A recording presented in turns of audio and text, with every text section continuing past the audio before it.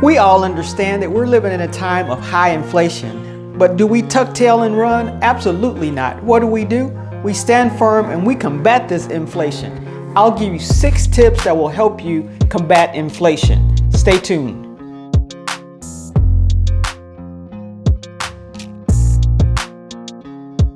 I'm Adrian from Adrian's Avenue, and I talk about things that are rich, relatable, and relevant that will help you make better decisions to a better life.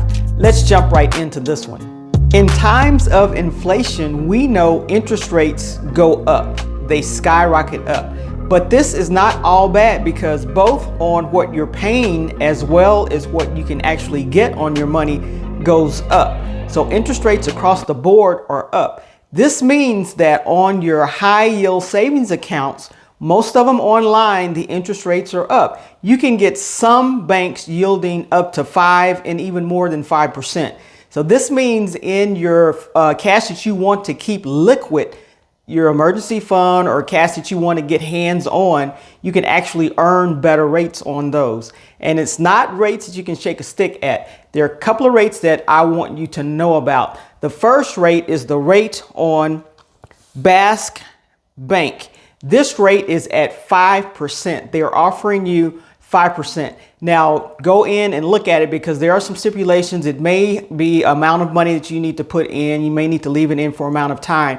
But these are some great interest rates, when interest rates used to be 0.0, 0.2, 0.00, 0.02 in some of the local banks and some of the highly national publicized banks. That's how low the interest rates were. But these banks are online, and these banks will pay you more interest because they do not have brick and mortar to pay for. It's all online, so they can give you those better interest rates. Another bank that you want to take a look at is UFB Premium Savings Account. It's offering a little over 5%. You need to read the fine instructions on there to how to get this percentage, but it is offering that percentage. Another bank is Ally. It's offering over 4.25% is what it's offering currently as of this recording. So go in there and check Ally out. And one other bank is CIT Bank, that's offering 4.65%. These are all great interest rates for your cash, the money that you want to keep in cash and not actually invest. Make the most in this inflationary time, because these interest rates won't be around for long when the inflation starts to go down. So take advantage of the things that you can in this high inflationary time. The second tip I want to give you is to control your debt. Like we discussed, interest rates are up across the board on what you're paying as well as what you can make. And when you control your debt, what you're spending, especially on these credit cards, interest rates are up. And if you haven't read the fine print on your credit card, I would advise you to go and do so, because the credit card company, with a certain amount of time, a day's notice, number of days notice, they can raise the interest rates on what you're paying if you're paying interest rates on your credit card. So you don't have to miss a payment. You don't have to be late on a payment. You can be paying your credit card on time every time, that minimum amount, or not paying it off. And they can still increase your interest rate because they can. You owe them money, and so they can go up as high as they want. All they need to do is just notify you with a certain amount of days, and it's written in the fine print once you read what you've agreed to when you sign on with that credit card. What I would suggest you do is to go ahead and take a look at the interest rates on all your credit cards. And maybe those with the highest interest rates are the ones that you want to focus on and pay down. We know that if you're on some type of payment schedule, you could start on the least amount that you owe on a credit card and start that way. But in this high inflationary time, if you see that they keep going up and up and up as far as the interest rates are concerned, you may want to focus on that one first. Also, you all, the cash advances are skyrocketing interest rates. I looked at my credit card. I don't get cash advances on my credit card, but it was over about 26%. This is where they really get you. So if you draw out that cash on your credit card to put it in your pocket and don't pay it back, you're going to be getting an interest rate that's way into the 20s. Now, the average interest rate that's published right now is about 20%. 0.56%. That people are paying. That's the average that they're paying. My personal credit card, it's about 13%, but I don't pay interest rates on credit cards, so it doesn't matter to me what the interest rate is. But get a handle on these interest rates in this high inflationary time, because when you purchase, the prices are already up. Granted, the prices are up. And when you pay these extra enormous amounts on interest rates on your credit cards, it makes it even higher. So it's double inflation for you, because you're paying higher prices and then you're paying more on your interest rates on your credit cards. So take a look at that. Tip number 2. Tip number 3, we've talked about this several times, how vital it is to maintain an emergency fund or security fund. You need this because in high inflationary times, if you have great stock that's doing well or investments that's doing very well, you don't want to have to sell or pull from those investments that are doing well that you can actually gain during inflationary times to pay for emergencies, because you don't have that emergency fund tucked away and saved for you. So if there's something that you need to sell, maybe get an extra job to build up that emergency fund. So when things happen, because things will still break during inflationary times, and normally to have someone come out and fix something, since everything is up, parts may be more expensive, labor may be more expensive. And so this will be a time that you may be putting out more money, whereas in non-inflationary times, you may not pay as much to get something fixed. If you have to get something replaced, it may be double the amount what it would cost you if things weren't so high. But when you buy things, whatever it is now, it's going to be higher than they were 2 or 3 months ago or a year or so ago. So keep that in mind and keep that emergency fund built up, where if you need to tap into it, especially in this inflationary time, you can tap into that and not have to touch the funds that you've set aside to invest, or the investments that you have out there that will actually gain during these inflationary times. Now, inflation or no inflation, I want you to hit that like button and that subscribe button so that you can stay up to date on the latest information as it becomes available to you. And share this out with someone else who may need it. Inflation is out there for us all. Tip number 4, if possible, try to negotiate your salary. As your salary review comes up and your increase time comes up, make sure you're getting the best and the top salary that you possibly can. Of course, you need to perform at that level and put your best foot forward, but don't let this just go by. Make sure you're negotiating your salary, asking and doing the things that you need to do to get the very best salary that your company can provide you. And because it will help with this inflationary times. When inflation comes and the price of goods go up, our salary doesn't automatically go up to match it. We normally don't have cost of living adjustments anymore. And if you do, you're very fortunate if you still have that.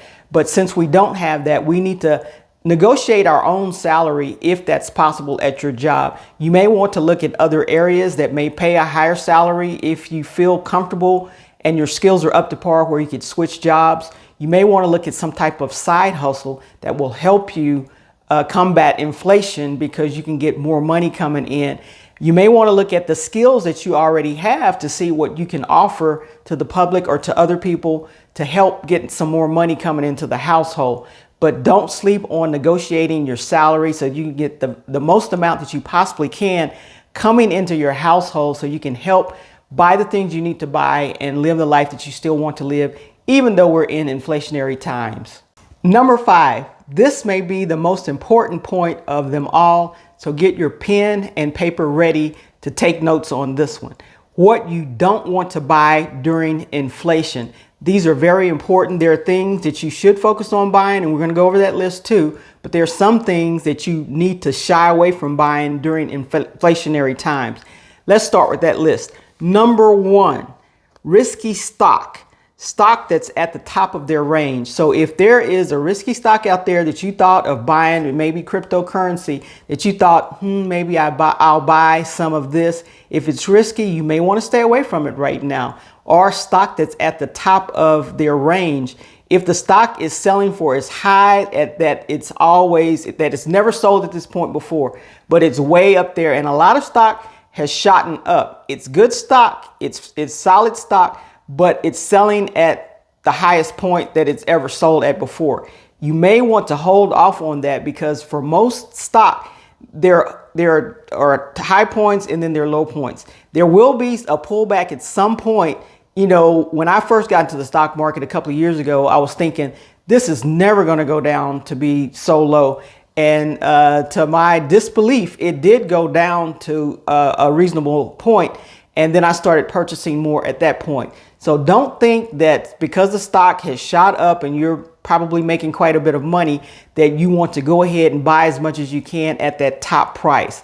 So beware of that. But that's number one. Number two, cars.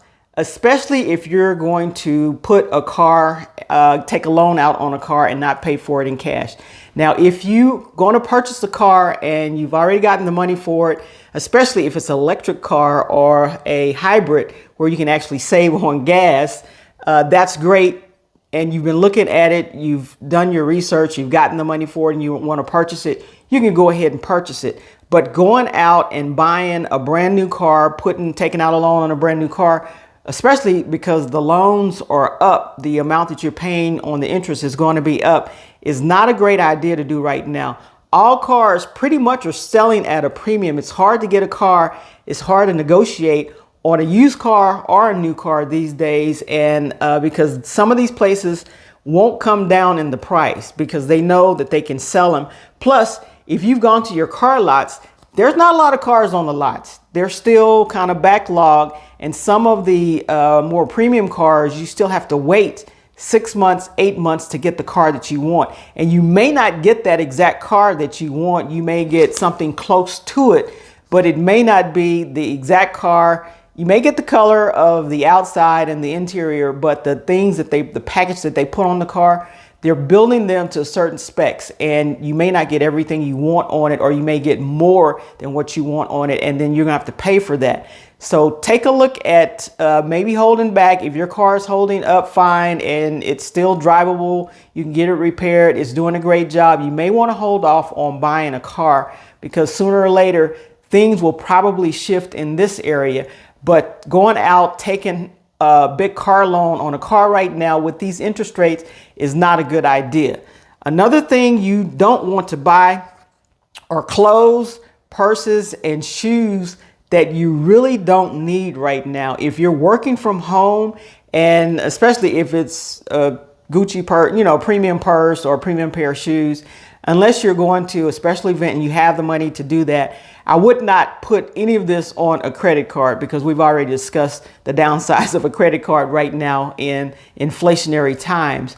But you may want to hold off or look at what you're buying. School's getting ready to start, so you got to buy the kids school clothes and everything. If it's a necessity, yes, go ahead and buy it. But if it's something you just want and you've had your eye on it, you don't have the cash to buy it, you just want to go out there and purchase it, because most of these things, you all, are not coming down in price, especially if it's a premium product. You're going to pay that price or even more for it. And so if you don't have the money to do it, you're paying a high price to begin with. And then if you put it on a credit card, you're paying even more after that. So clothes and purses and shoes, if it's not a necessity, just think about it. Think about waiting off on it. Think about maybe catching some things on sale. There are still some shops around that you can go to. I know Nordstrom's has Nordstrom's Rack that you can go to, that they send their clothes from Nordstrom's over to their discount center, their discount shop, which if you have the time to shop through there, it's a limited amount of items, but you can find some things if you're looking, and if you have the time to shop through there, it may be worth your time. Number 4, those things in the grocery store that are still expensive. When this inflation hit, eggs went through the roof, and we know that they went through the roof. And so some of us backed off of eating so many eggs because they were so high. Not everything in the grocery store are as high as eggs are. So this is some things, if the what used to be more reasonable has skyrocketed, you may want to pick a substitute for it or back off of that and start eating something else in its place. But just watch, because when you go to the grocery store, that $50 that used to go a long way is not going as far as it used to. It may take $65, $75 to buy those same groceries, Read labels to see if this label is something that you can substitute for something that you used to buy. But those are things that you want to take a look at and maybe back away from or not use them as much. Number 5, travel. Travel has not gone down. I just came back from a trip. There are certain airlines that will let you pay for your seat, and depending on what section you're in, you can get a pretty good, decent seat, and your luggage will go on for free if it's, you have a certain amount that you can get on the plane for free. And then there are other airlines that you get assigned a seat. However, you have to pay for each piece of luggage. You have to pay to check your luggage if you check it curbside.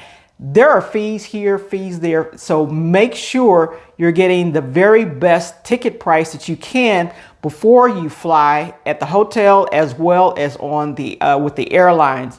Make sure you're doing that first of all. And you may want to limit your travel, or if you've decided to, maybe won't take this trip right now, we'll wait and take it later on. If things at the household are not matching up and money is a little funny right now, it's best to make wise decisions, make wise choices to live another day, to see, to make money another day, to use your money another day, that you can get over this inflationary time so that we can all, get through this inflation. We're talking about things that will combat inflation, and that's what we want to look at. And these are some things that will combat inflation. Now let's talk just briefly about what to buy. You want to buy items that's on sale. If you don't normally cut coupons out, you may want to start looking at that. Some stores will just put things, you don't have to have a coupon. I'll go into stores now and they have the little barcode that you can click on your phone. And when you get to the cash register, you just show them your phone and they will start deducting things from it. But if they're items that you normally eat, that you normally use, or something maybe new you want to try to substitute for something else that's a better price, go ahead and look at those. Read labels, like I said. And you may not want to buy the national brand. You may want to buy the store brand. If it's similar, you may want to do that instead. There's some things that I've changed as far as my canned goods. It's the same quality product, but it may not have that national name on it. And it's a little bit easier to purchase. It's not as expensive as the national brands. So you want to take a look at those too. Meat, look at meat. What's on sale, what's not on sale. There are stores still having sales on their meats. If chicken is on sale this week, if fish is on sale next week, if pork is on sale and you eat pork, you can do it like that. If lamb is on sale, buy those things. Have a variety of things, and the fruits and veggies, the produce that's over there, make sure you take a look at those. And if you used to buy salad in a bag, you may want to buy the lettuce and make your own salad just like that. It's a lot less expensive, and especially if you have a family to feed, that might be the way to go. But look at certain things in the grocery store. Also, another thing, a tip, is to buy in bulk. If you have family members you can share with, there's Costco, there's Sam's Club. You can go and get these items on well, not necessarily on sale, but if you buy them in bulk, they're cheaper than buying it one at a time. And then you can divide it for family members, or if you have a large family, store it up. There's things such as toilet paper, paper towels that won't go bad that you can buy in bulk and use them throughout the year. So keep these things in mind. That way, when you go to the grocery store, there's not extra stuff that you have to put on the basket that you have to buy that you could have bought in bulk just one time, got it out the way, or buy it every quarter, buy it every half a year, just get it out the way, and you won't have to add that extra little amount to your grocery basket. And last but not least, remember, this inflationary time period is a cycle. We won't always be in inflation. It goes up and down. So make sure we're thinking about the long term. If we can just get through this inflationary time period, things will get better. And of course, the interest rates that you can gain interest on will come back down. The interest rates that you will pay interest on will come back down, and things will eventually smooth out. But we've had inflation, high inflation before, then it goes down. We've been in a recession before. So you just need to be prepared whatever stage we're in. And these simple steps will help you maintain and be prepared, especially in those inflationary times, so we can get through this and combat this inflation like I know we both can.